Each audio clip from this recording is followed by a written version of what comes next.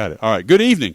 Thanks for coming out tonight for the rezoning and our kind of looking at this as far as where I think today. Hopefully, you got. We try to send out a message to folks and kind of try to push out a little more information so that you have that. And we're going to talk through some of that tonight. I'm John Ryswick. I'm the superintendent for Knox County Schools.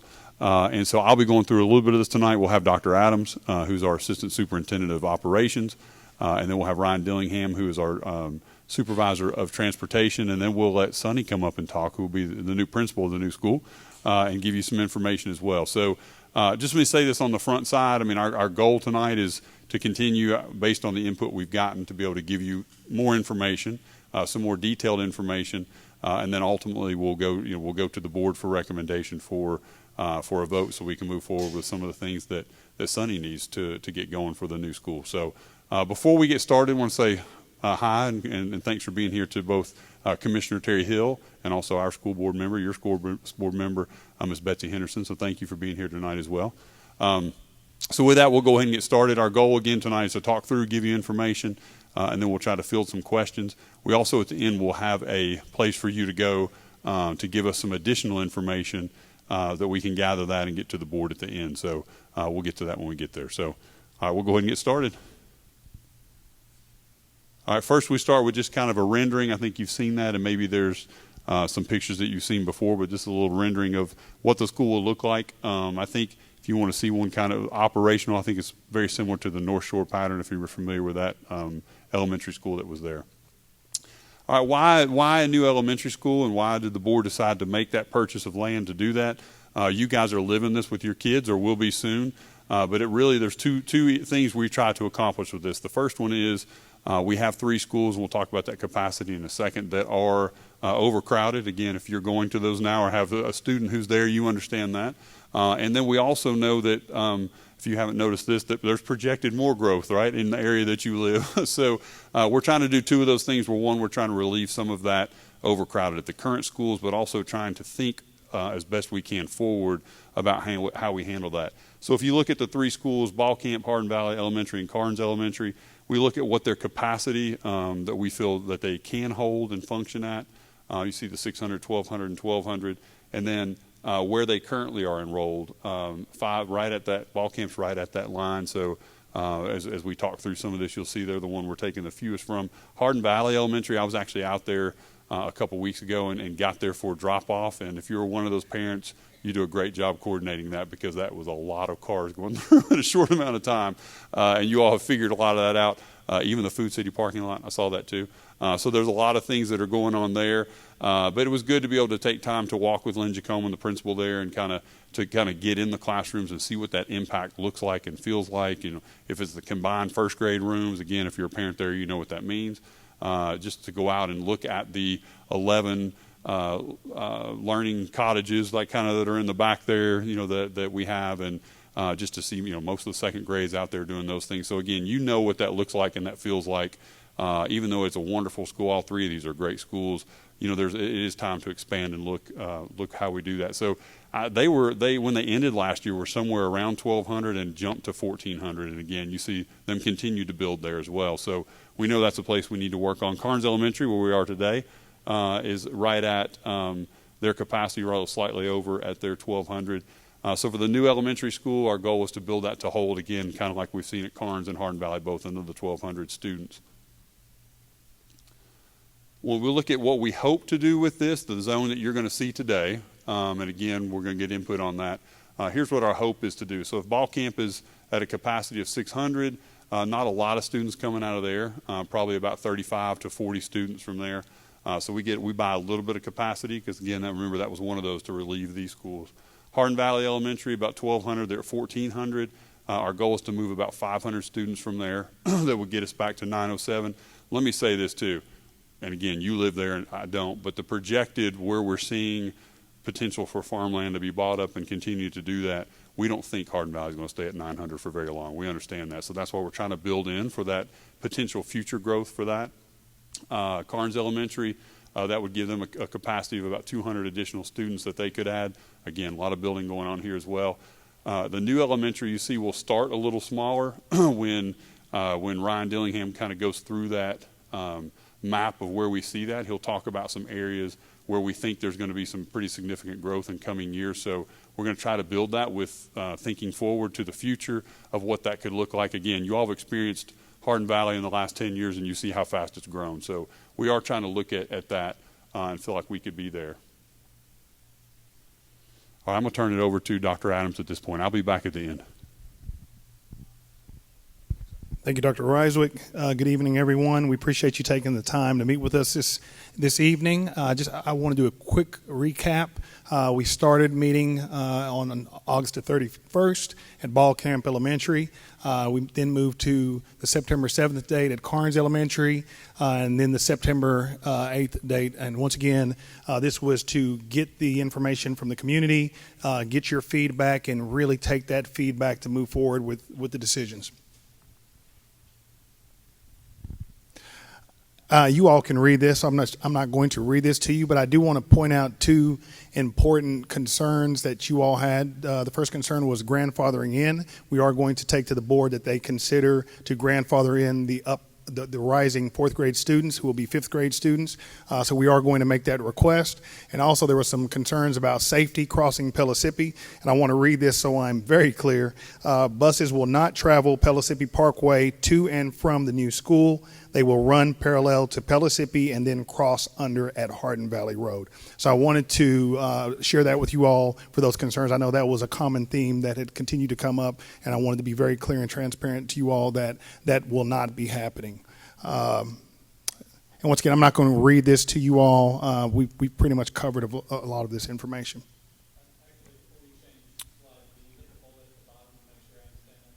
Certainly, if you'd go back. Oh, so that was the consideration of going back and forth on Hardin Valley. Basically, what we were looking at on there is, and I've got a quote for that, and not a quote, but I've got something for that as well. The way that it's divided up now, we have 220 students in the Hardin Valley Elementary School that live west of Pellissippi Parkway, and we have about 230 that live east.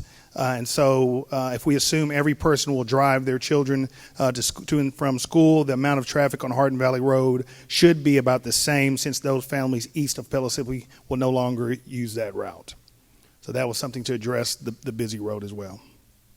Yes, sir. Well, yeah, absolutely. You would be going back and forth if you had a child in elementary and middle school. Correct.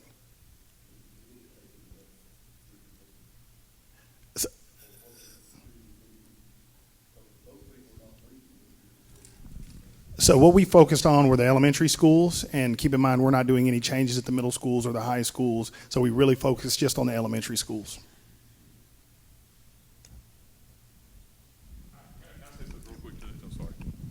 Get the mic. So I think some of that too on the you guys, again, you live there, so you know what that campus looks like. So you've got the elementary and you've got the middle and the high kind of all together, right? So obviously if we put a new school anywhere, that's going to affect somebody who won't be able to be on all three. So unless we kept those 1,400 students there, the answer to the question is yes. Somebody will have to go to another campus, even if they have other siblings that may be at the middle school or the high school. And there are some limitations to, grandfathering and some of those kinds of things, because once you do that and start opening it up, you open it up for a lot of folks, and then you're back to being at 1,200, 1,300 at capacity, and the new school doesn't have those. So we do acknowledge that there's some inconvenience with that, but at the same time, what we were charged by the board to do is create some capacity as well as think about future growth. So we understand that.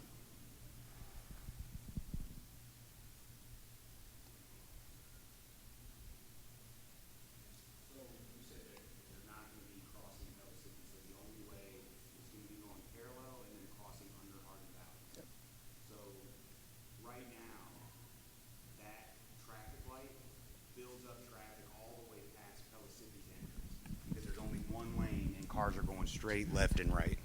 So that is a great segue to Mr. Dillingham, and he will talk to you about the routes. And so this is why he's my transportation director, but he can talk to you about the routes, and he can answer specifically what areas you're concerned about. Good evening, y'all. So I guess we'll start with where we are and then move to where we're going. So this is what the zones look like right now. This is, I guess, what y'all are probably most familiar with. This was kind of the canvas upon which we started drawing. Can we go to the new zone? Okay. This is a little hard to see, but it's the same as the maps over there. This is what the new zone looks like.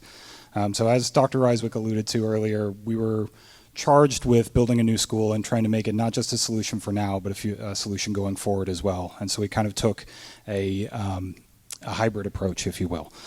And so part of that was, we looked at areas where there are currently kids right now, and then looked at areas where we think that there could be kids.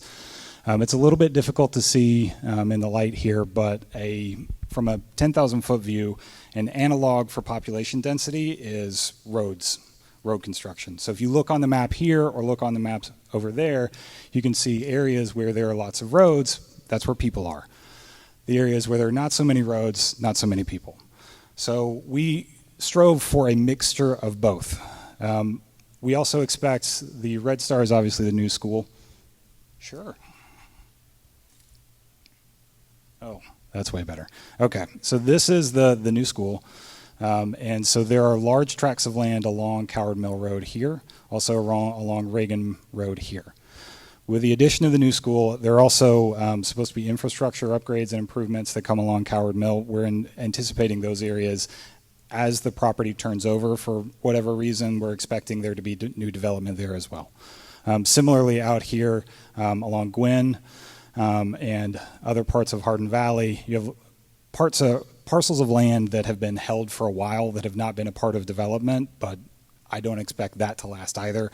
We expect that the development process that we've seen in other areas down here and out Hardin Valley Road to continue up here as demand pushes it.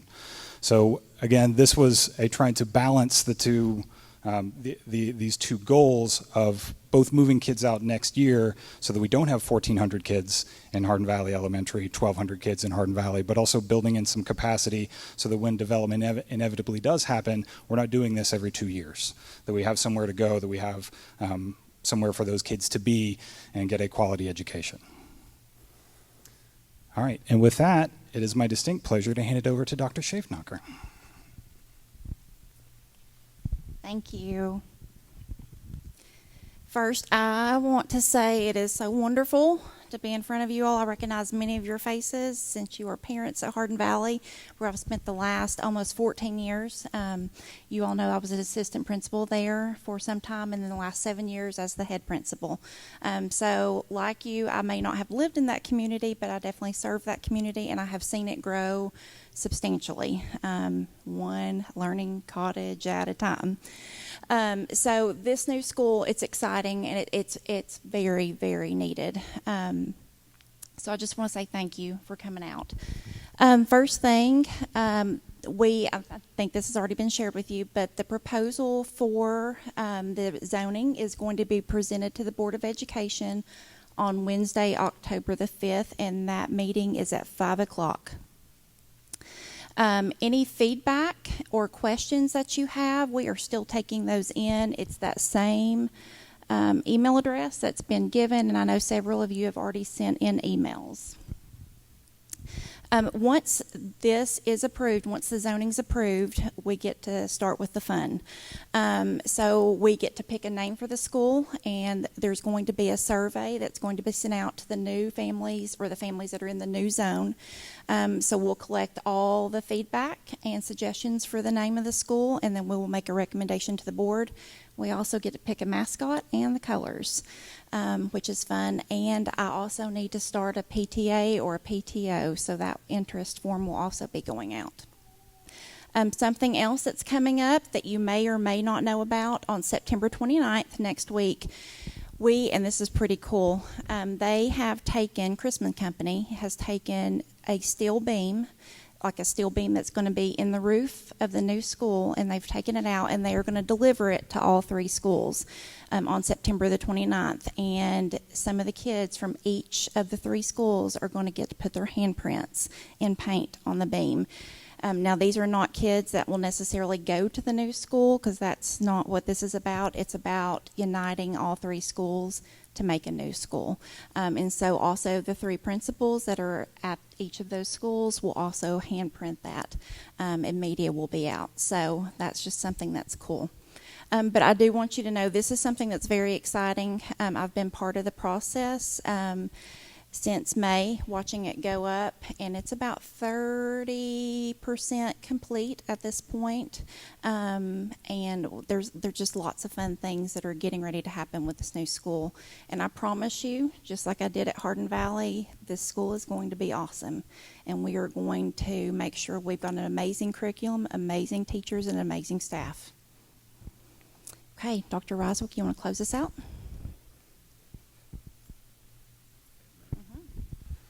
All right, so as Dr. Schaefnacher just said, that there's the website to continue to do that, give us your feedback.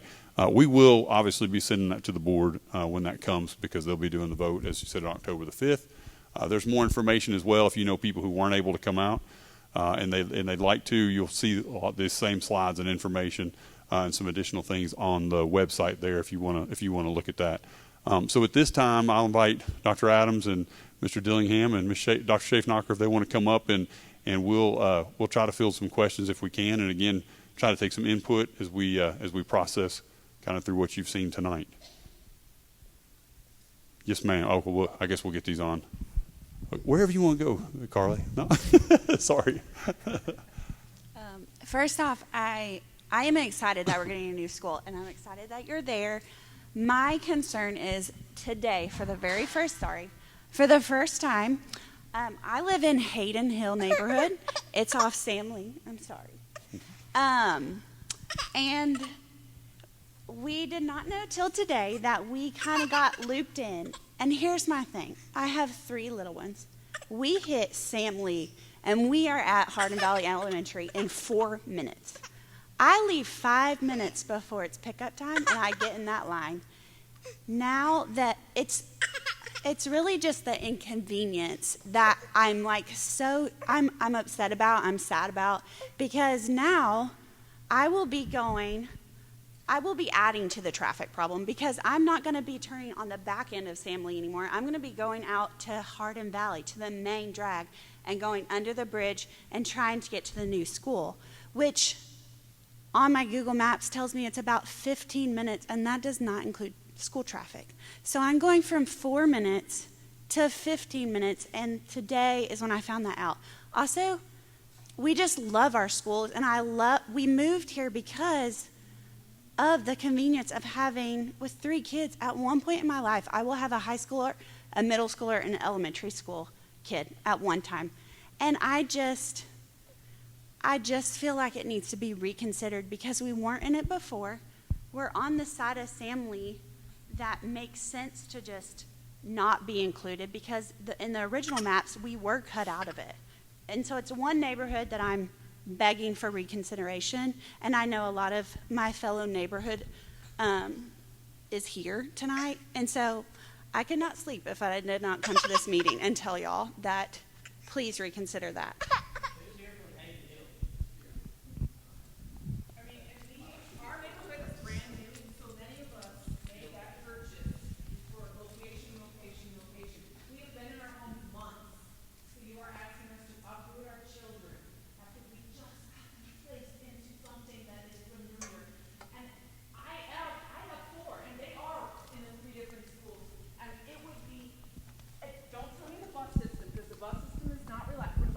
I'm not trying to pick. I'm just trying to say that it's a reality that I would not put my kids on the bus. We've had many bad experiences. We tried it. It didn't work. I cannot do what you're asking me to do. And also my son is very involved and he ran with the cross country team in first grade, not because he could compete, but because he has a passion for it. And Jeff has established a program there that has a long history, a legacy. You can go in the gym. He's got older brothers that are at every level. I am not pulling him from that school when he has shown a commitment to it. And please do not ask me to run 15 minutes. And I understand everybody's got to be inconvenienced, so I don't think that that's a final excuse. But there is a reason that people just bought there, and for you to uproot them and say, okay, we're gonna send you 20 minutes in that direction. And we all know that if you've got other kids, I mean, that traffic issue is not going to be resolved by sending me that way and then asking me to zigzag back. I am out. I have no words. I cannot believe that we are dealing with this after just moving into our home. I have no words. I'm speechless. Do you have anything? I don't usually need a microphone. It's for the recording. I mean, I'll be blunt. I really, 3 hours ago, I never would have dreamed I'm sitting here. I should be at a football practice right now. And I've coached over there for 4 years. I've had kids in that school for 6. I'm about to have one go to middle and then one that'll be in 4th grade there. We have given time, effort. I mean, I moved to Hardin Valley 7 years ago so that I wouldn't have to run all over town to deliver my kids to school, because I'm going to deal with this several times. And that's fine. Part of me gets that, but the rest of me is like, logistically, when we built in Hardin Hill, and I just closed the last day of May, I never in my wildest dreams would have considered that even, I wouldn't even contemplated that. I mean, logistically, and if you look at the location, I realize you guys are probably doing it like a numbers type thing or something along those lines. I don't know. But that location, I mean, I leave my house 3-4 minutes like she's talking about, and I'm there. It just, I mean, we never have to be a part of traffic. We're totally out of the way. And there's so many parents that are like that at Hardin Hill. I'll be blunt. That's the one neighborhood I'm like totally scratching my head about. I don't even understand that one. I just wanted to address one of the, I don't know if it was a comment or a question, but basically we did not have the zones mapped out, right? Our original, we said this is pretty much an obvious area we're looking at, but when you do the rezoning, back to your point, we do have to look at numbers, right? And so when you cut out the zone, you are looking at where students are. So when we trace out a zone, it includes numbers, and then of course we looked at this is an obvious area, but it does go back to numbers. And if we focus on one area and we don't move students to the new location, we're still going to be over capacity at the original schools. So I didn't want to just address that we did not have this mapped out, and that's we wanted to be very transparent that we wanted to take all of the input. We wanted to look at the numbers. We wanted to really come up with a great plan. And so what you saw originally was, okay, we know definitely this area will be affected, but that was not what we were limited to, because at the end of the day, once again, we do have to look at the numbers.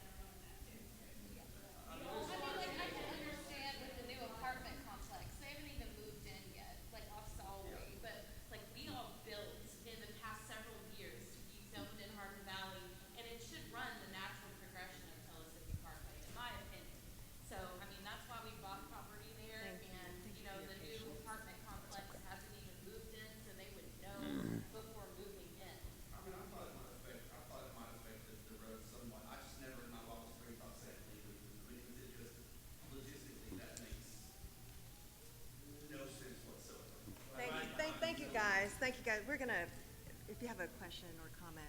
Hi, my name's Curtis Cooper. I know you guys have a difficult job trying to do this. My request, where we're hoping to change what the rezone proposal is, I don't think would be too difficult. We are on the same road as the school. You follow Swafford down. We are the first house across the river. And I think it makes sense to have the entire road in the same school zone. We're 2 miles away from it. I get there's precedence for geographically separating areas by or into different zones, but like I said, we're on the same road as the school. I had told my wife when we were looking at it, there's no way that would happen because we actually share a road with the school. Hopefully you guys will consider making that change. There's no neighborhoods. There's just a few houses down on the other side of the river. It's a straight shot versus a lot of different roads we'd have to go down to get to the new school.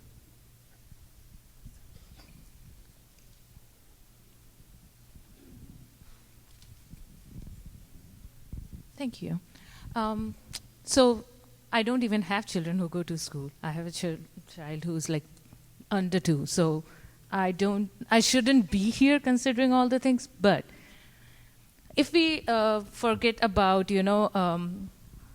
why we bought our houses and stuff like that, even if we go by all the facts and logic, for Hardin Hills community itself, that neighborhood, the Hardin Valley Elementary is closer than the new school. Because you are saying that, okay, we made all these decisions based on fact, this. We want to make sure that school is not overpopulated. We want to make sure traffic is not overburdened. Hardin Valley School is closer to Hardin Hill, fact 1.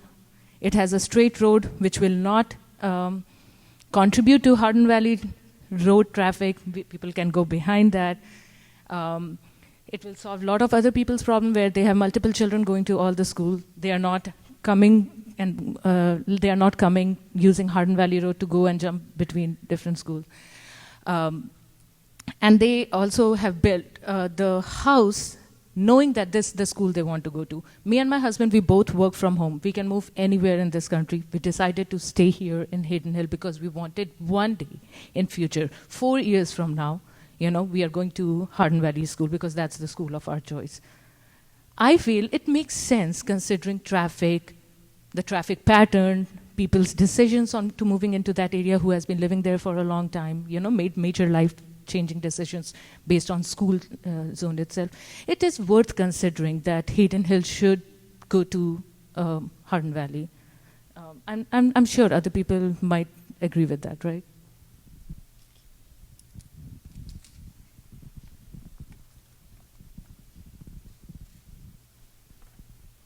How concrete are these proposed boundaries?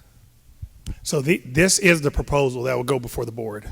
So hearing our appeals today, what effect does that have? Are we wasting y'all's time? We will share. No, absolutely not. We will share your concerns directly with the board. Okay. I have 2 things. We're also back there on some of the original roads, Gwen and off of Swafford, and it seems y'all are capturing a lot of people that have been here. I understand that some of these people have been just moved here for the schools, and we did the same 6 years ago. But it seems that y'all are taking a lot of that area that's original, these houses that have been here for a long, long time, and making us move over to this new one so we can make room for these new developments that are farther down on Hardin Valley, that are a lot farther than we are. We're also pretty close to the school. And the other thing is, you're saying that we'll be able to come back to Hardin Valley for middle school and high school, but also that these areas are continuing to grow. And so the writing's kind of on the wall right there. I don't want to have to be in Carnes for, elementary school, middle school, high school. So what kind of assurance do you guys have that we are going to be coming back to Hardin Valley? So that's an excellent question, and to be quite honest with you, we're in the present, right? We can't predict the numbers of families that will move in or the developments. So that's one of the reasons we're trying to stay ahead of this, alleviate capacity in the elementary schools, and then we will be able to take a hard look at those numbers and see where students are when they go to middle school and high school as we grow. So that is an excellent point, and we are looking at that. But that's the one thing we cannot do is predict. And I will tell you, in my experience, when you predict, I will go back to when the market crashed. If someone were to predict that there would be developments and you had a brand new school ready for 1,200 students and you had 500 students in there, that would be an issue. And so that's one of the reasons I hate to say you play catch up, but you basically have to, because you don't know how the economy is going to go. What we do know for certainty is we are beyond capacity now, and so we're trying to alleviate that capacity for the current schools we have. So that is an excellent point. I can assure you that we look at that, and we meet regularly with the county, and we have those discussions, and we try to stay ahead of it as much as possible, but it is quite difficult. Hi, my name is Michael Stewart. I'm in Greenbrook. So again, I just want to go back to my original question, right? So I get that what you guys are doing is hard. I get the numbers are on the far side. But if we don't go out Pellissippi Parkway, all of these homes and all of these families are going to be going right down Solway Road, hitting Hardin Valley, and that traffic will go all the way back and back past Butler Vet. I've seen it done in accidents. If there's an accident on Pellissippi Parkway, everybody knows the loop around. Everybody knows and goes around. And if you get stuck in it, there's no outs. It's a two-way road, one way each way. So I like that you visited. I totally agree Hardin Valley is overcrowded. There needs to be something done. But the infrastructure of the roads does not support this many people going over and then back at the same time as the normal traffic at Hardin Valley. I love Dr. Schumacher. She was great with my son in his kindergarten. Big fan, so is my wife. But logistically, the roads are not set up for this to be successful. And so I would like to know what our options are. Did you do a study on cars and traffic to ensure the number of cars turning left with buses is even reasonable? Because I don't see how it could work, and I've lived here 4.5 years. So I get it's tough, but I would like it to know, what does that look like? Because now to Hayden Hill, they're going to be adding to that traffic because now they're going to go this way unless they want to drive past Hardin Valley to go to the other school. So I will let Ryan speak a little to the roads itself, but I will tell you this. As a school system, it is our responsibility to ensure that your child gets to school and your child is educated, right? And so my response to that would be, we've got an 84-passenger bus. We want to get those kids to school. When you talk about the roads and the infrastructure, that's a little out of our wheelhouse. I mean, we don't build roads. But to your point, when we look at how parents navigate in and out of the school, especially when we look at these new schools that we develop, that's really creating a traffic pattern within the school. Once we get outside of that area, it's really outside of our wheelhouse. But I will let Ryan speak because he may have some good ideas for you, some better options. He knows these roads like the back of his hand, so I'll let him speak to that. Or he may tell you you're spot on and we've got great transportation. So you're spot on. The traffic is a problem. Traffic is a problem now. I don't know that there is anything that we could either do or not do to help with traffic. The points about going in the back ways to Hardin Valley makes perfect sense. I get that 100%. The only thing that I can offer as maybe a slight bit of hope is we're taking more kids from the eastern side of Pellissippi that currently go to Hardin Valley. More of those kids are going to the new school than from the western side. So when we look at the aggregate number of people that are going to be using that thoroughfare, there will be less. That does not speak to Solway Road specifically, because obviously we pull from the map's not up anymore, but that's a big area from the east side of Pellissippi. I can also say that these concerns and these are I share these concerns. Regardless of, I'm running buses there every single day. We sit in that traffic, both on Hardin Valley Road, on Solway Road. We deal with those accidents. We see that all the time. I know exactly what you're talking about. I want it to be better too. As Dr. Adams alluded to, there are only so many tools in our toolbox, and there is an element of I don't have a good answer for that. And so what I'm trying not to do is, just because I can't answer every question perfectly, not answer any questions at all. And so, I don't know what Solway is going to look like. I can't predict for you exactly how this is going to go. I just know that it is something that we thought long and hard about, and there comes a period of time, or there comes a point rather, where I didn't relish any of this. I am responsible for disrupting the lives of every single person in this room, as well as other people. That's not something that makes me I'm happy about. We're not gleeful about this process, but it's also self-evident that we have far too many kids in each one of these schools, and that we have to do something. And so I'm not gonna pretend that this doesn't have impact. I'm not gonna pretend that everything's okay. But we're gonna build a great school. We're gonna put amazing people in it. Your kids are gonna get a quality education. The things that we can control, we are going to control. And I'll try to give you the best answers I can. I don't have one about Solway Road. So my comment kind of goes towards Solway Road. I can assure you that probably almost everybody on the west side of Pellissippi uses back roads to get to the elementary school. So all those people will then be driven to Hardin Valley. Whereas if you would take people off of Lovell Road, they never have to touch Pellissippi, they never have to touch Hardin Valley, because they can go up Lovell, Schaefer, Cherahalla, boom, they're at the new school. So I mean, like, there are other logical places that relieve traffic from Solway Road, because all those people will now have to take Solway to Hardin Valley to go up to that new school and infinitely increase the amount of time. We're in Greenbrook off of Solway, and all of us take back roads. Yeah, I'm sure that pretty much everyone in this room is probably from that section, because this map obviously creates a bottleneck. I have a couple questions about the process. I mean, you guys don't really have a published list of priorities when you're creating these. No one really knows what to expect. And there's a really short notice and comment period. You just published this. You're voting when, next week? Is that right? The next meeting? October 5th? Okay. So very short notice and comment period. There's not another meeting. There's nothing published. So you take one shot at this, vote on it, and that's it. I mean, I don't feel like anyone here adequately feels like they were given time to adjust to this. I'm sure the next school is going to be great. I'm sure it's going to be a great school, but you have made this impact on all these people, and you haven't really given adequate time for people to adjust to this or figure out everything and make, smart comments. We're not even seeing a list of how you do this. And I think that's a concern for a lot of people in this room. Yeah, I think that's what's the hardest part to swallow is the parameters don't make logical sense when you look at them on a map, and they've gone back and forth, and to his point, we don't have good reason as to why. The natural divider is Solway, even all the way around to where it horseshoes and bends around.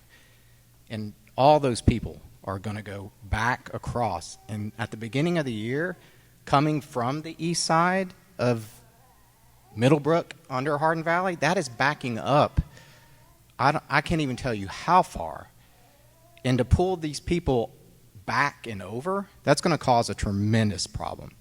And I was so excited to see the construction they were doing at the intersection, but they didn't do anything but add a left lane onto Pellissippi, which isn't really causing the backup. So that whole project to redo that intersection it didn't hardly do anything. But the question I have about the process, you guys are talking about data and you're talking about numbers. Do the numbers you're referring to now, are you talking about current enrollment, or are you taking into account all of the subdivisions that the roads are being dug now? Because you're going to find yourself in the exact same position. You're saying you don't want to do it 2 years in a row, but with everything that's going on in the Hardin Valley area, you're going to be doing this in 2 years in a row. And so there's just a lot of things that don't make logical sense, I think, which is really impactful to everybody here in the concern. I don't have a concern at all that the quality of the school is going to be there. I don't have any concerns with that. My concern is the disruption and the traffic and things that just don't make sense from a logical perspective when you look at a map.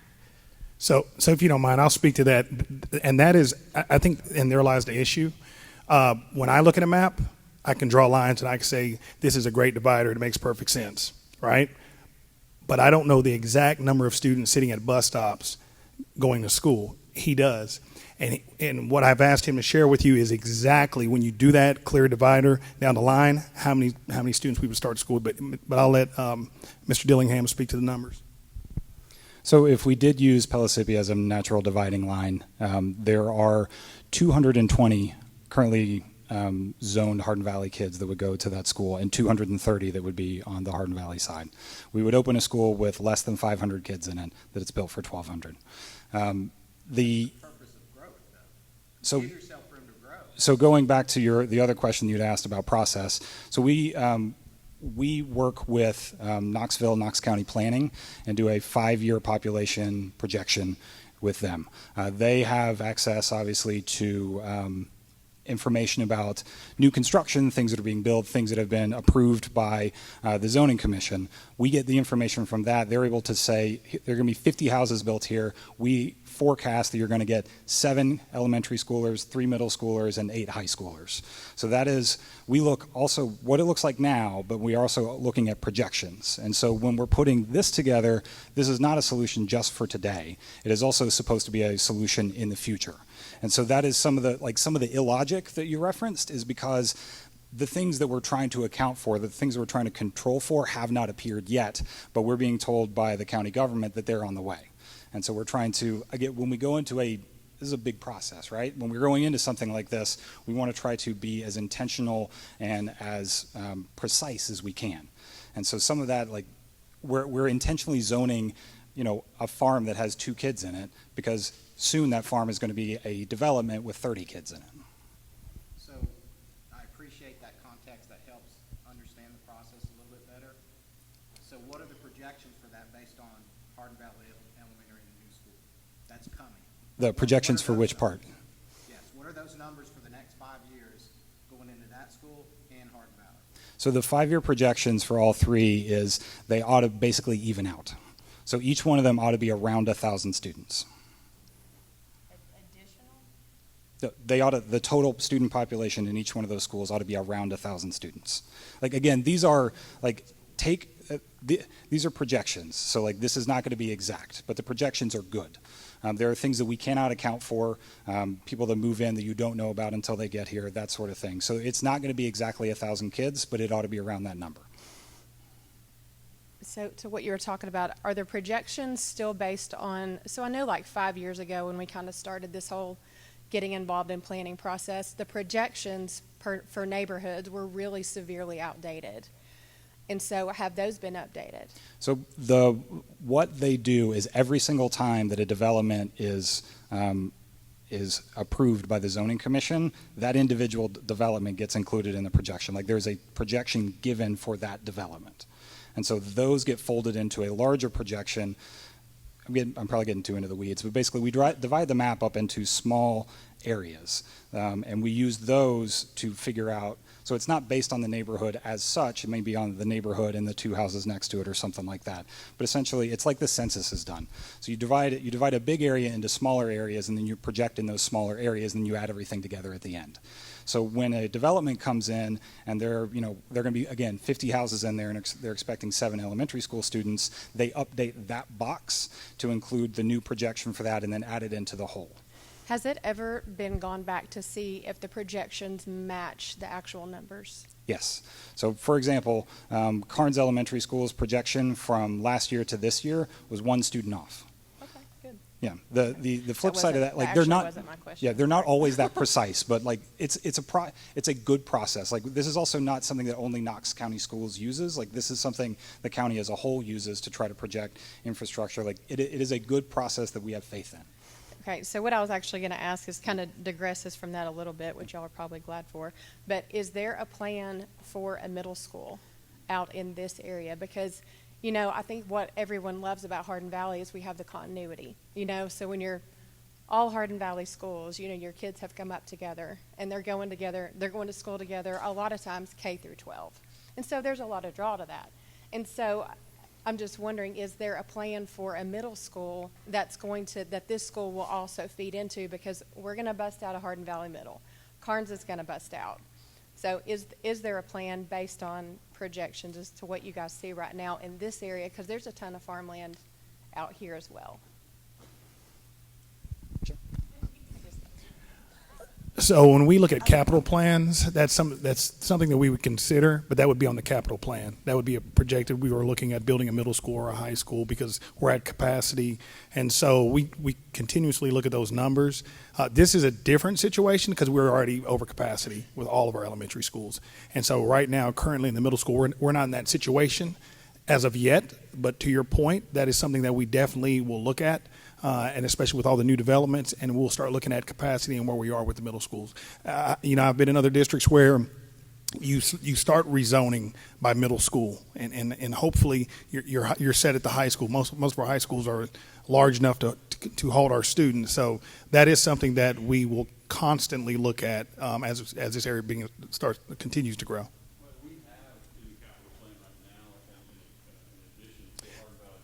Yes, yes, there is an addition for Hardin Valley Academy currently. So we are fully anticipating that Hardin Valley Academy Hardin Valley will continue to grow, and so we did anticipate that we don't want them bursting at the seams per se, but moving forward, like right now, we just want to ensure that we have the appropriate space until we get to the point where we look at, okay, we're reaching over capacity and we need to put this on the capital plan and look at a different school, whether it be a middle school or a high school. Hi guys, my name is Victor Felino. I'm a resident of Greenbrook, subdivision off of Solway Road. Lived there just over 7 years now. I first found out about this maybe Sunday, and I appreciate your presentation. It answered several of the questions I had right off the bat. And I've been listening to everybody speak, and I agree with what everybody's saying. I have some potential solutions I was wondering if you've considered. So your map here, you're showing all the more northern parts of Pellissippi towards the river rezoned across. Why wouldn't it make more sense to zone the portion closer to Hardin Valley to cross, less distance to travel, less time for commute? Was that considered? You're saying like down along Hardin Valley Road? Yes. It was considered. If I'm being completely honest with you, it's a difficult sell for somebody to tell somebody, yeah, you can see the school from your house, but you don't get to go to school there anymore. You get to go to school over here. Well, you can't see the school from right along Hardin Valley, along, by the Wendy's there, and that first portion, back past Pellissippi College, maybe even to George Light. That would make more sense than the bus traveling all the way down to the river and back. Why not just travel the first half a mile or a mile? So the other part of it is we're trying to build in. So the part along Hardin Valley Road, as you all well know, is much more densely built up already. Like there are a lot of subdivisions, there are a lot of apartment complexes, there are a lot of condo complexes that are right there together. So when we're trying to plan for the future, we expect that area to be more stable than we expect some of the areas that have not yet developed. So again, we're trying to accomplish two goals here: provide relief now, but also provide room for growth later. All right. So on that room for growth later, yet another option. Say this zoning is what you want to stick with. The 1,200 person school thing, I think, is probably a little too much. There's traffic at Hardin Valley, yes. There's been too much traffic at Hardin Valley for years. I think 1,200 people is too much for Hardin Valley. Wouldn't it make more sense to build a second elementary school in addition to this one, maybe further west down Hickory Creek? And they would be much smaller schools, maybe 800 children's schools. And that way, it would be much less traffic, much less transportation costs, better logistics for everybody in this room, and much easier for the schools themselves. Yes, exactly. You can't say that we're not going to have another 17 housing developments down in Hardin Valley because there's probably 5 under development right now.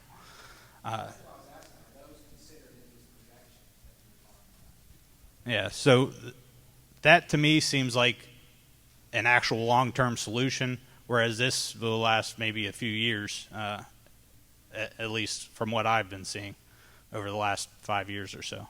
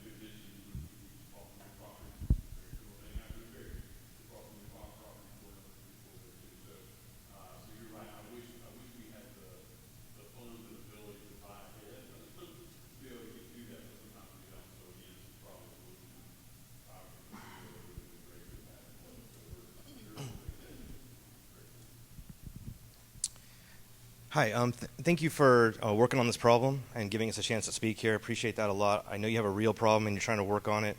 I'll be brief, I'll be quick. I got my one thing that I just want to underscore and then I'll hand it off. But I just want to, my name is Stephen Brady. I've lived in the Greenbrook subdivision since December of 2006.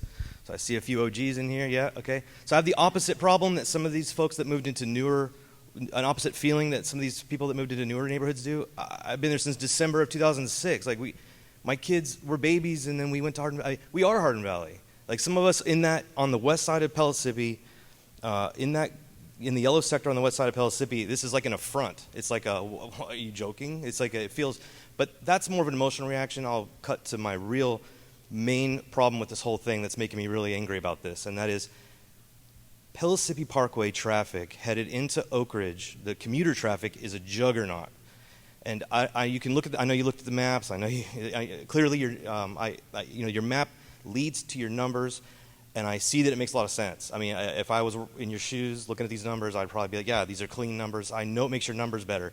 My problem living there since December of 2006 is that people who live in that on the west side of Pellissippi, in the yellow sector on that new map, everyone in there, if you encourage them at all to approach Pellissippi Parkway, they have approach or cross Pellissippi Parkway. They have three options, and two of them, and I'm not joking, are death traps, absolute death traps. If you go to the end of Solway Road, I don't know if you can look at the map all day, but you need to go on the ground and go look up there.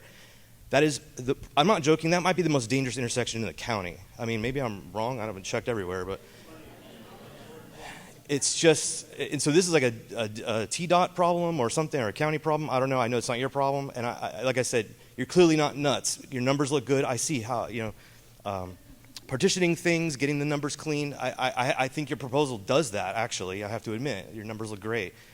But just being a person on the ground since December of 2006, living in that triangle on the west side of Pellissippi, I don't want my kids or my wife or anyone going near Pellissippi Parkway. I mean, maybe I'm too chicken, but that thing is dangerous. We have George Light, Solway Road, and then there's of course Hardin Valley Road, and there's a bridge there, so that's good, that's safer.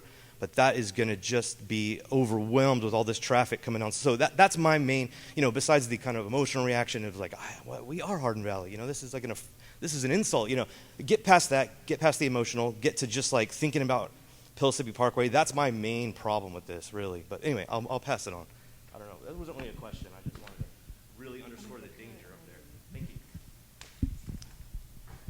My question would be, what is the bus, how long are these kids going to be on the bus when they are on the closer side to Hardin Valley Elementary to the new school's location? The closer, which side? So if you're basically on top of Hardin Valley Elementary, how long is the bus ride going to be to get to the new school if they're going all the way around and not taking Pellissippi? Which I don't want them to, but yeah, no, we're not touching we don't touch Pellissippi now currently, except for we have to service two developments that there's no other way except to get Pellissippi, and we use small buses for those. So I can't, in all honesty, I can't answer your question yet because we haven't started working on bus routes because honestly we don't even have a zone yet. I can tell you that my intention will be that bus stops are not going to change. We're just going to point the buses in a different direction. But like how they have to navigate, what the route is going to look like, we're honestly not there yet. Okay. And then I just want a clarification because I was at the last meeting. The capacity I was told at the last meeting for Hardin Valley Elementary was 900. Which puts this new proposition at 907. You're still over capacity for Hardin Valley. Also, what is the capacity for the middle school and the high school, and is it already over capacity? Because when I asked the park to be able to come back to Hardin Valley, you said you had to live with the president, you can't really know that. But then when this other gentleman asked you, he said, well, it's already a problem. And we got this house built, and we've got stones, people moved in, and all that.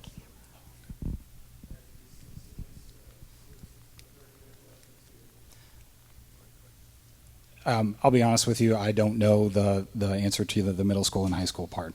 The elementary school, I'll be honest, I'm not really sure where the 900 number came from, but when we look at our capacity numbers, like this is what it came up with. So I know, I was at the last meeting as well, I know the 900 was talked about, but it's also, I don't know, like when we go back and look, like our capacity looks like this, so I'm not sure about the 900.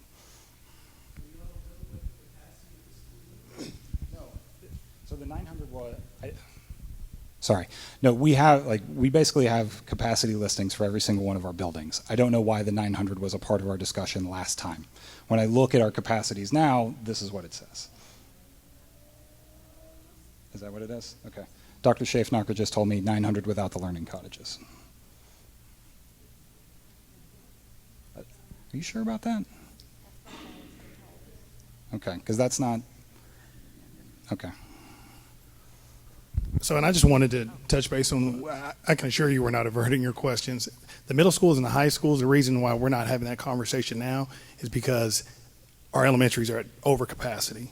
And so to answer the question for middle school and high schools, we're already trying to correct that with additions, right?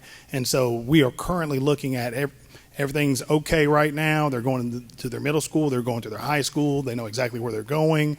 When we get to that point, that's when we start really looking at the capital plan. Do we need to put an addition on a school? Are we at the point that we need to add another middle school or a high school? But we're just not there right now.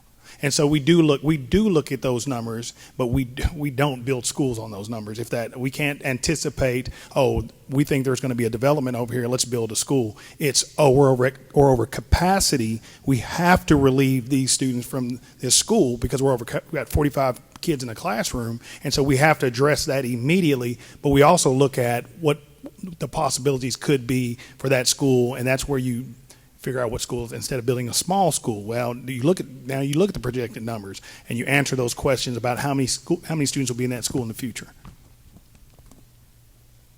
Thank you all for being here. I appreciate the time it's been with y'all. I have a couple of things. I'd like to address the grandfathering clause and maybe propose another item on there also. You said that the grandfathering clause, anyone that's in the fourth grade now currently will stay in Hardin Valley until they go up into middle school. Is that correct?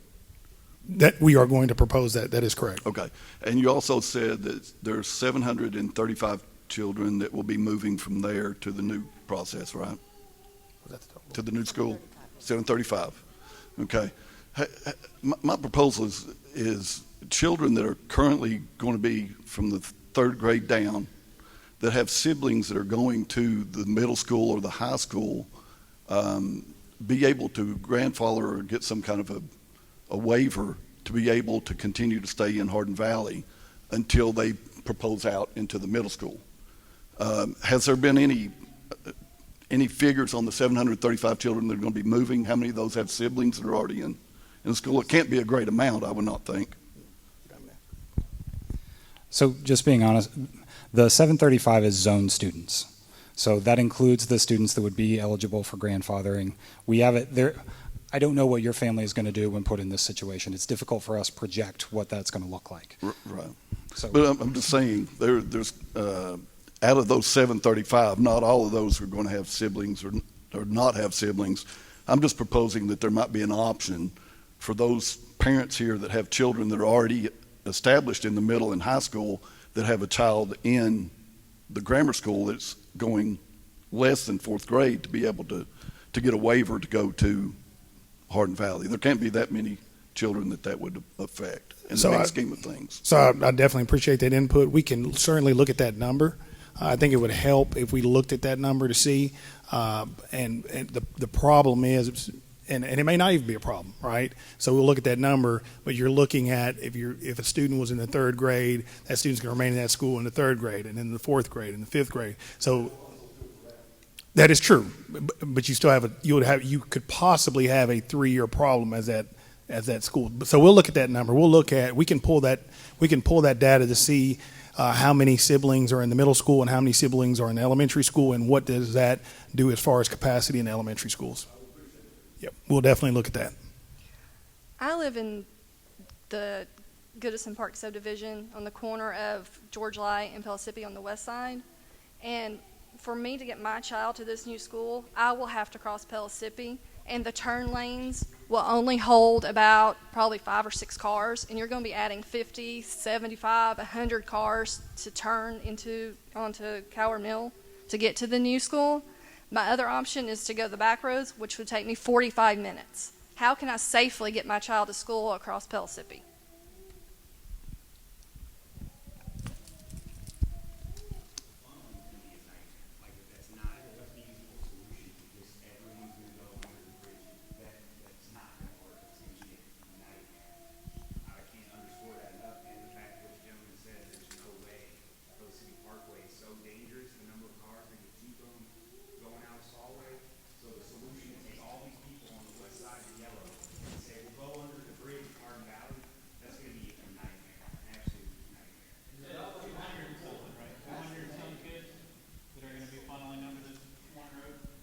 We appreciate everybody's comments. We're going to take this one last question, and then I think some of us will be around after to answer any further questions.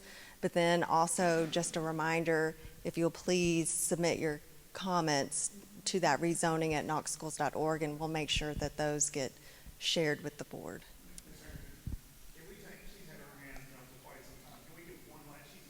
That's fine. I was just trying. I was just trying to get people who haven't asked a question yet. So my question, my name is Whitney. I'm from Solway Station, which is on Solway Road.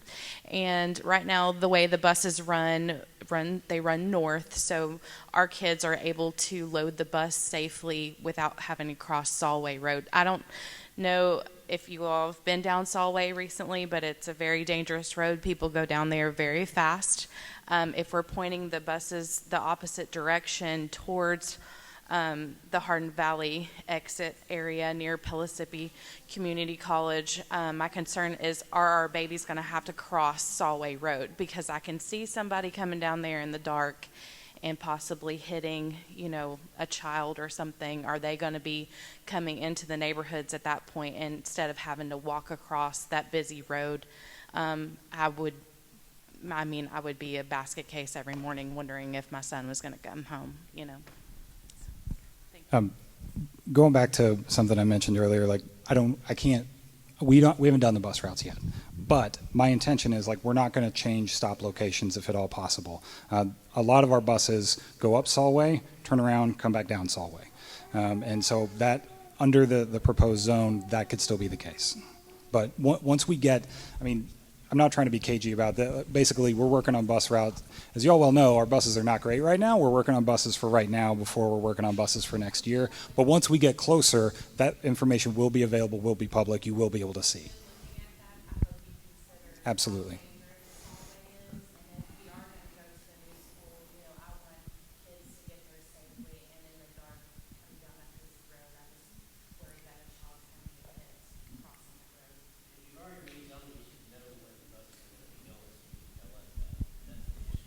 So he can't do that because it has to be board approved.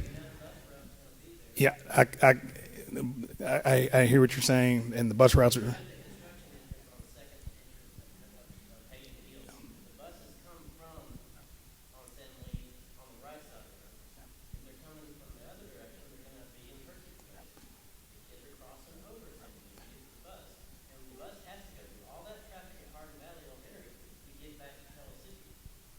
Yeah, once again, once again, I just want to say we will not do bus routes because it has to be board approved, and that'd be presumptuous on our part to say we've already made routes for something that hasn't been board approved. So it has to go through the proper process before we start even looking at that and having those conversations about bus routes. I just want to restate again, thanks everybody for coming in. I know we tried to get to everybody at least to ask their one question that they had. We will continue. Please continue to give us input into here. We'll be around if you had a second question or didn't have your questions answered. We'll be around to try to answer those. But thanks so much for coming out. We understand. Your families and parents are what make our school system work, and we don't take that lightly. And we appreciate your partnership in this, and appreciate that you came out tonight to express that, because we all want what's best for our students, and so thanks for doing that tonight.